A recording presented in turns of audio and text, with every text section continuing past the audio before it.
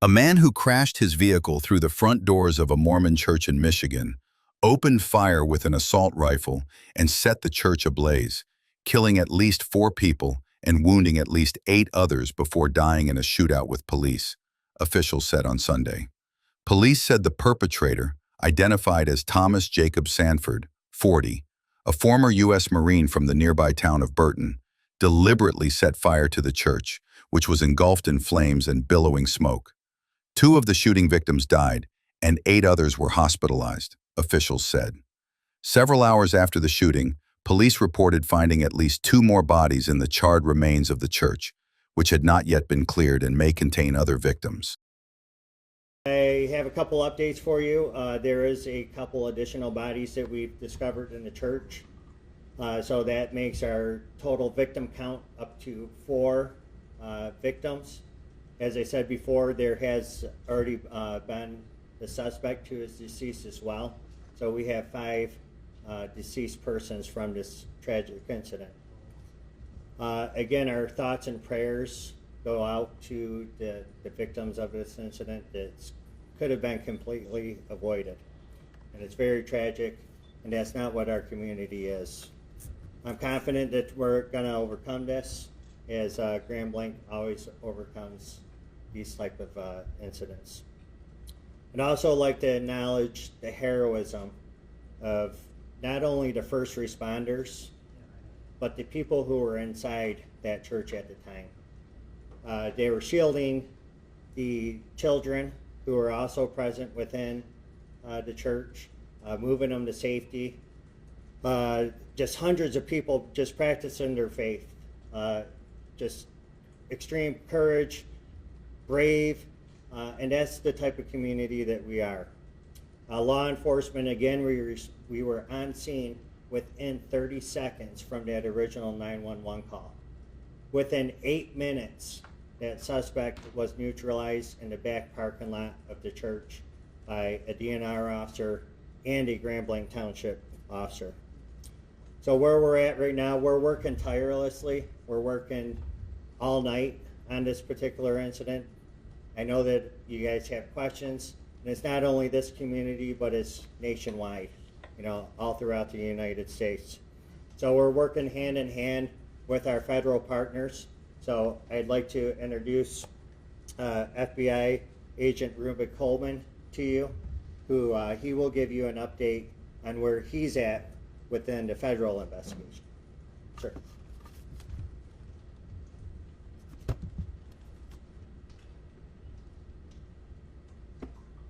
Thank you, Chief. My name is Reuben Coleman, and I am the Acting Special Agent in charge of FBI Detroit Field Office, which covers the entire state of Michigan. First, I want to sincerely express our condolences to the victims of this shooting, their families, and this entire community. I would like to also thank Chief Rennie, the Grand Blanc Township Police Department, and all of our federal, state, and local law enforcement partners, other first responders, and the community members for their immediate actions in this situation. This act of violence has no place in our state or anywhere else in our country. The FBI is committed to continue finding out the facts, circumstances, and motives behind this tragedy. I can confirm at this time that the FBI is now leading the investigation and is investigating this as an act of targeted violence. FBI crisis response teams, such as our evidence response teams, SWAT, Special Agent Bomb Technicians, victim specialists, were deployed to the scene. We also have special agents who are continuing to conduct interviews and intelligence and professional staff personnel providing research and analysis. I would like to thank them for their work on this case. We ask that members of the public share any information that would assist us in this investigation, and we encourage them to please report to the FBI at 1-800-CALL-FBI or tips.fbi.gov. Any piece of information could be crucial. We ask that you keep the victims of this tragedy, their families, and the entire community in your prayers. Thank you.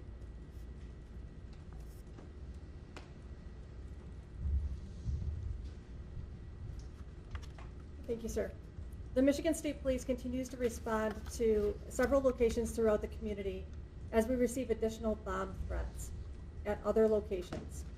Please continue to stay vigilant, and if you see something suspicious, say something. Call the FBI tip line or call 911 to report suspicious activity. This incident is an active investigation. Investigators are tirelessly combing through evidence under difficult circumstances and working to identify each victim as quickly and accurately as possible.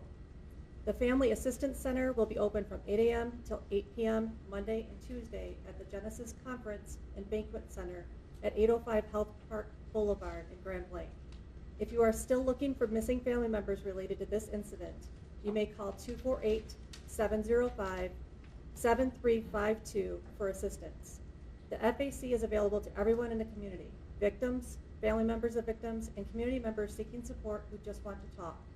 Trained counselors and victim services will be on site. We do not need volunteer counselors at this time, and we are not accepting donations of goods at this time. Please continue to monitor the Grand Blanc Township Facebook page for the latest updates. Once verified donation centers are made public, we will put those on the Facebook page. Also, the next update will be provided, update time will be provided on that Facebook page. And we'll open up to questions this time. Chief, has the church been cleared of bodies of victims? And if you could answer the podium, please.